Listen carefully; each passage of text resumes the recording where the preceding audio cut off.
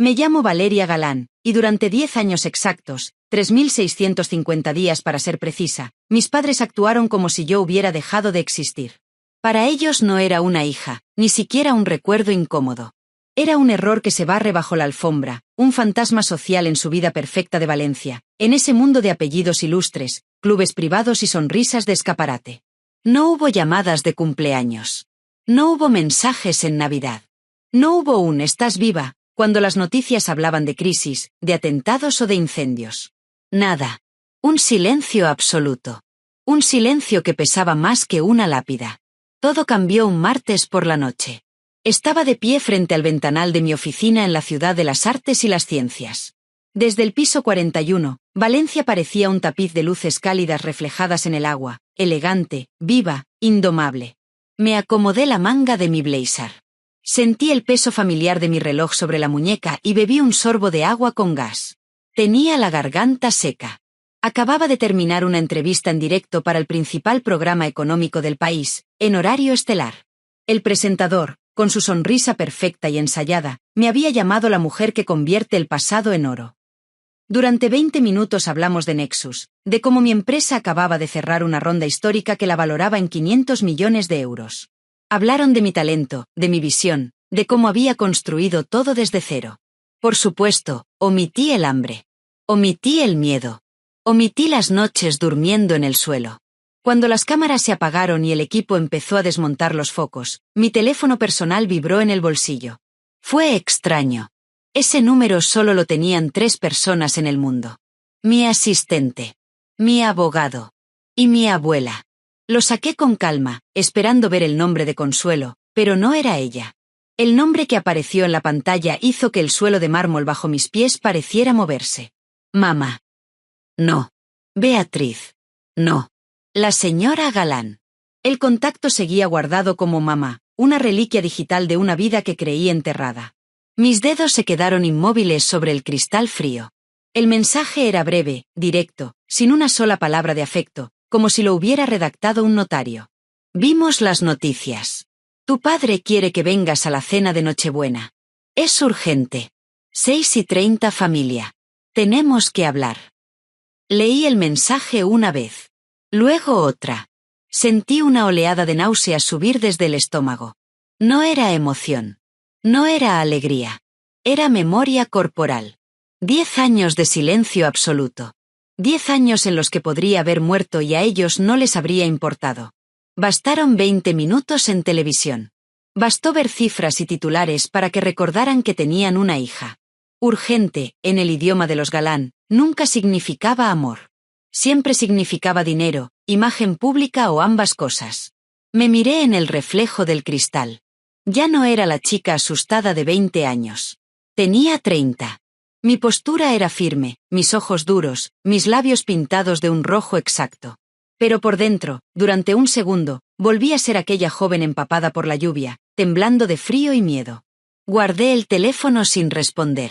Sabía perfectamente qué querían. Querían a la hija pródiga. Querían mi apellido limpio. Querían mi dinero. Lo que no sabían era que la Valeria que expulsaron de su casa había muerto hacía mucho tiempo. La mujer que iba a volver no buscaba perdón. Buscaba cierre. Y control. Para entender por qué ese mensaje me provocó tanta repulsión, tengo que llevarte atrás. A la noche en que, para ellos, dejé de existir. Fue en noviembre, 10 años atrás. La casa familiar en una urbanización exclusiva de Valencia siempre olía a cera para muebles y flores frescas, un intento desesperado por ocultar la podredumbre emocional que habitaba en esas paredes. Llovía. Una lluvia intensa, fría, que parecía querer limpiar el mundo a golpes. Estábamos en el comedor principal. Mi padre, don Gonzalo Galán, cortaba su filete con precisión quirúrgica desde la cabecera. Mi madre, Beatriz, apenas tocaba su ensalada, encogida en su silla. Frente a mí, con una copa de vino, estaba tía Covadonga, la hermana mayor de mi padre, la voz venenosa que siempre susurraba en su oído. Mi hermano menor, Álvaro, tenía 15 años y no levantaba la vista de su consola portátil. Yo tenía 20. Acababa de llegar de la universidad con una carpeta llena de sueños. Había sido aceptada en un programa internacional de desarrollo tecnológico con una beca parcial. Quería irme. Quería crear. Quería decidir por mí misma. No vas a ir a ninguna parte, dijo mi padre sin mirarme. Papá, es una oportunidad única, respondí con la voz temblorosa. No quiero trabajar en Cerámicas Galán. Álvaro puede hacerlo si quiere. Yo. La risa seca de mi tía cortó el aire. Álvaro es un hombre, dijo. Heredará el negocio. Tú eres mujer, Valeria. Tu deber es casarte bien. Los Montenegro están interesados. Deja de jugar con ordenadores. No me voy a casar con nadie, dije, sintiendo el calor subir a la cara. Y no voy a pasar mi vida obedeciendo. Entonces mi padre dejó caer los cubiertos. El sonido resonó como un disparo. Se limpió la boca con calma y me miró. Sus ojos estaban vacíos. Te hemos dado todo, dijo. Y así nos pagas. En esta casa hay un orden. Yo mando. Tú obedeces. Si crees que puedes decidir sola, entonces no necesitas mi dinero, ni mi techo, ni mi apellido. Busqué a mi madre con la mirada. Esperé un gesto, una palabra. Ella bajó los ojos y movió una hoja de lechuga en su plato. Su silencio fue una traición. Mi padre agarró la carpeta con mi carta de aceptación y la tiró al suelo. Tienes dos opciones, dijo. O te quedas y haces lo que se espera de ti, o cruzas esa puerta y, para nosotros, estás muerta. Álvaro soltó una carcajada sin levantar la vista. Una menos usando el wifi, murmuró. Nadie lo corrigió. Recogí los papeles del suelo con manos temblorosas. Algo se endureció dentro de mí. Me puse de pie. No voy a firmar nada, dije. Entonces lárgate, rugió mi padre. Y no vuelvas. No quiero saber de ti ni cuando pases hambre. No me dejaron subir a mi habitación. Tomé un abrigo ligero y mi bolso. Antes de salir, miré por última vez a mi madre. Masticaba despacio, mirando la pared, como si yo ya no existiera. Esa imagen se grabó en mí para siempre. Abrí la puerta. La lluvia helada me golpeó la cara. Salí sin mirar atrás. La puerta se cerró con un golpe seco. Ese sonido marcó el final de una vida y el inicio de otra. Mientras caminaba hacia la reja, empapada y sin nada, escuché pasos torpes detrás de mí. Me giré. Era mi abuela Consuelo, corriendo bajo la lluvia con su chal empapado. Nos abrazamos temblando. Me puso en las manos una vieja caja metálica de galletas. Vete lejos, mi niña, me dijo. Aquí hay algo para empezar. Y hazte tan grande que algún día tengan que bajar la cabeza. Corrí. Esa noche dejé Valencia atrás creyendo que lo había perdido todo, sin saber que acababa de ganar lo único que importaba, mi libertad. Y 10 años después, aquel mensaje en mi móvil me decía que era urgente volver. No sabían que, al hacerlo, estaban a punto de perderlo absolutamente todo. Llegar a Madrid con 20 años, una maleta inexistente y una caja de galletas como único patrimonio no es una aventura romántica. Es una prueba de supervivencia. Madrid no abraza a quien llega roto. Si hueles a miedo, te devora. Bajé del autobús al amanecer, con la ropa todavía húmeda por la lluvia de Valencia y una mezcla de pánico y determinación ardiendo en el pecho. A los 20 minutos recibí la primera lección. Mientras compraba una botella de agua y miraba un mapa del metro como si fuera un jeroglífico, alguien me empujó. Cuando revisé el bolso, la mitad del dinero de mi abuela había desaparecido. 2.000 euros menos en un parpadeo. Me quedé paralizada, entendiendo de golpe lo ingenua que había sido mi vida anterior. No podía permitirme un hotel. Ni siquiera un hostal decente. Terminé en un barrio antiguo, en una corrala estrecha, alquilando un espacio bajo una escalera que apenas merecía llamarse habitación. El techo era tan bajo que no podía estirarme del todo. Olía a humedad, a fritura vieja, a resignación. El casero fue claro. Pago semanal. Sin visitas. Y si viene la policía, tú no vives aquí. Mi cama era un colchón manchado en el suelo. Mi compañera nocturna, una cucaracha enorme a la que terminé llamando Covadonga, por razones obvias. Durante los 2 primeros años conocí el hambre real. No el de se me pasó la hora de comer, sino el que te hace temblar las manos y pensar mal. Comía una vez al día. Pan duro, lentejas baratas, agua para engañar al estómago. Trabajé en 3 sitios a la vez. De madrugada limpiaba baños en un mercado. Al mediodía repartía publicidad bajo el sol. Por la noche lavaba platos en un bar del centro hasta las 2 de la mañana. El detergente industrial me quemaba la piel. Mis manos sangraban. Me miraba los dedos agrietados y pensaba en mi madre, en sus anillos, en su manicura perfecta. La rabia me mantenía en pie. Las noches eran lo peor. Estar rodeada de millones de personas y no tener a nadie a quien llamar si te enfermas es una tortura silenciosa. Una vez tuve fiebre alta. Pasé 2 días delirando en el colchón, convencida de que moriría ahí y nadie lo notaría hasta que el olor molestara. Sobreviví. Porque rendirme significaba volver. Y volver era peor que morir. La primera Navidad fue el punto de quiebre. Madrid estaba llena de luces, familias, risas. Yo caminaba por la calle con una bolsa que contenía una magdalena dura y una botella pequeña de sidra barata. Ese era mi festín. En mi habitación, encendí un fósforo y lo clavé en el pan como si fuera una vela. «Feliz Navidad, Valeria», me susurré. Mi teléfono tenía saldo para una llamada corta. Mi dedo flotó sobre el número de casa. Imaginé el árbol enorme, la mesa llena, mi padre sirviendo vino caro. Bastaba una llamada. Pedir perdón. Volver al calor. Mi dedo temblaba. Pero recordé la mirada vacía de mi madre mientras me echaban. Recordé la risa de mi hermano. Soplé el fósforo. Mordí el pan. Decidí no volver jamás. Esa noche no dormí. Leí un libro de programación sacado de la biblioteca pública hasta que el móvil murió. Convertí la tristeza en código. La soledad en lógica. Ese fue el nacimiento de la mujer que soy ahora. Mi salvación fue una biblioteca. Ordenadores gratuitos, silencio, internet. Dejé de dormir. Trabajaba, dormía 4 horas y estudiaba. Aprendí Python, C++, Ruby.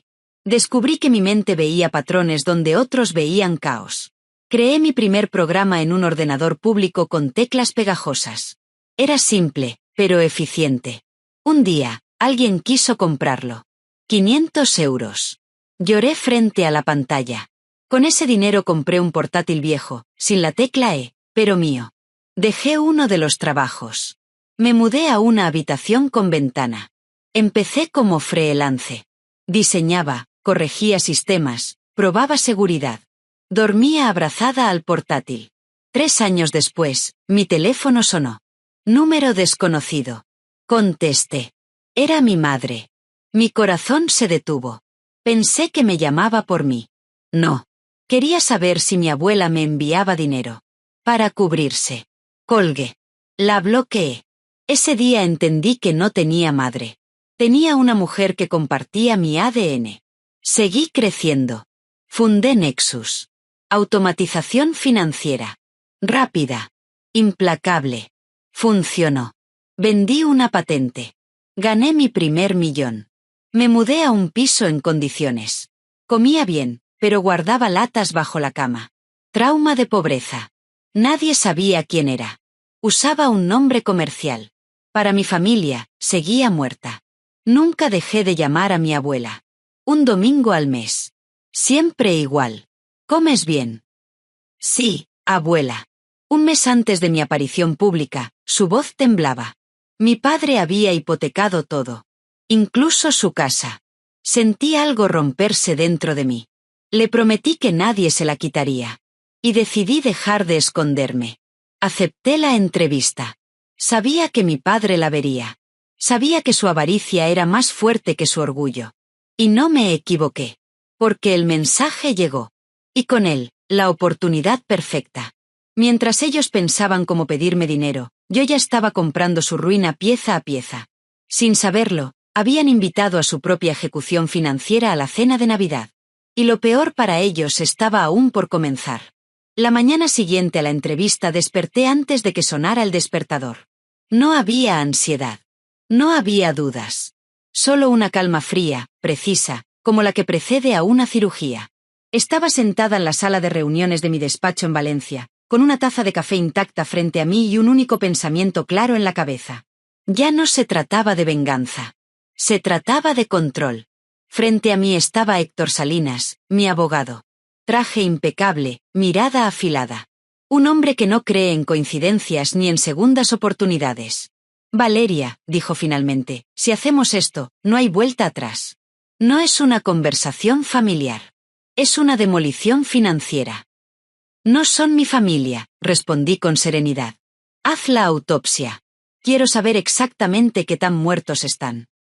Las cifras aparecieron en la pantalla. Cerámicas Galán era un castillo de arena. Expansión fallida. Préstamos cruzados. Créditos personales usados para pagar lujos. 180 millones de euros en deuda total. Pero lo peor no era eso. Lo peor era el saqueo interno. Transferencias opacas, cuentas en el extranjero, facturas falsas. El nombre se repetía una y otra vez. Covadonga Galán. Mientras el negocio se hundía, ella se llenaba los bolsillos. Y entonces llegó la puñalada final. La casa de mi abuela. Aval solidario. Firma falsificada. Sentí el pulso endurecerse. Compra todo, dije. Quiero ser la única acreedora. El banco aceptó con alivio. Descuento inmediato por pago al contado. Los proveedores locales, hombres que conocían a mi abuelo, cobraron entre lágrimas. Para el 23 de diciembre, Phoenix Holdings era dueña de absolutamente todo. La deuda. Las hipotecas. Los pagarés personales. Sin saberlo, mis padres ya no poseían nada. Ni siquiera la mesa en la que iban a cenar. La noche del 24 llegué a Valencia. Elegí un vestido negro, sobrio, elegante. No era ostentación. Era un mensaje. Me recogí el cabello. Labios rojos. Tacones firmes. El coche negro se detuvo frente a la casa que una vez fue mi cárcel. Estaba iluminada como si aún fueran ricos. Luces, adornos, nieve artificial. Pura fachada. Mi madre abrió la puerta con una sonrisa forzada. Valeria, hija. No la abracé. Hola, Beatriz. El olor del perfume barato me golpeó. Dentro, todo estaba igual y desgastado. Mi padre, don Gonzalo, intentaba mantener su postura de patriarca. Mi hermano Álvaro, hundido en el sofá, con el móvil en la mano. Covadonga, tensa, vigilante. Y al fondo, pequeña, frágil, mi abuela Consuelo. Me arrodillé ante ella. Todo va a estar bien, le susurré. Me apretó la mano. No preguntó nada. Confiaba en mí. La cena fue una representación mediocre. Preguntas vacías. Comentarios forzados. Hasta que mi padre decidió hablar de negocios. De inversión. De herencia. 10 millones de euros. A cambio, un 5% y su aprobación tardía. ¿Y qué gano yo?, pregunté con calma. Familia, dijo mi madre, con lágrimas ensayadas. Fue suficiente. Marqué el número. Ahora. La puerta se abrió de golpe. Héctor Salinas entró con su portafolio de aluminio. El sonido metálico al abrirlo cayó como un martillo. Carpetas sobre la mesa. Azul. Roja. Verde. Amarilla. Deuda bancaria. Proveedores. Hipoteca de la casa.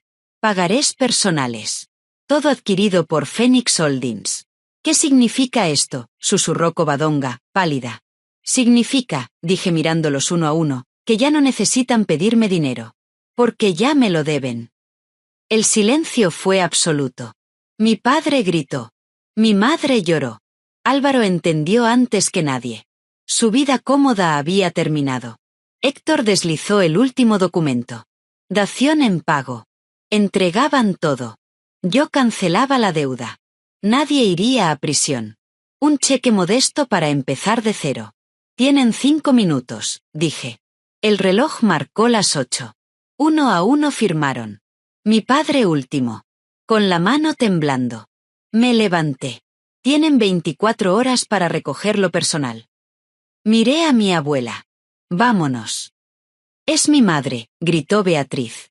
Ibas a dejarla sin casa, respondí. No vuelvas a llamarla así.